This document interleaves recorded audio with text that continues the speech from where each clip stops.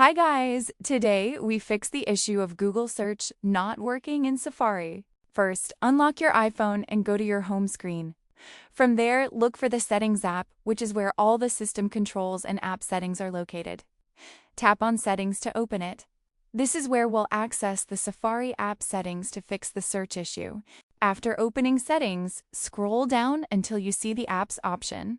This section contains all the apps installed on your iPhone, allowing you to manage them individually. Tap on Apps so we can quickly find Safari using the search bar at the top. At the top of the Apps screen, you'll see a search bar. Tap on it and type Safari. This will bring up the Safari app in the list below, making it easy to access its settings without scrolling through everything manually. Once Safari appears, tap on it. This will open the main Safari settings screen where we can adjust preferences and clear stored data. This is an important step because sometimes cached data or history can cause Google searches not to load correctly. Scroll down until you find Clear History and Website Data. Tap on it to remove browsing data that might be causing the issue.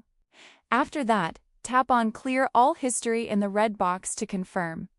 This will clear any stored data, giving Safari a fresh start and usually fixing the search problem. If Google search is still not working, restart your iPhone.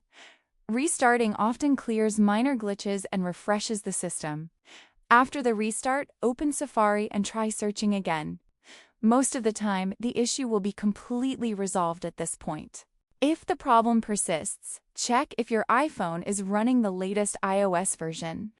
Go to Settings, Give Software Update, and install any available updates. Updating your iPhone ensures that Safari has all the latest fixes and improvements, which can solve persistent search issues.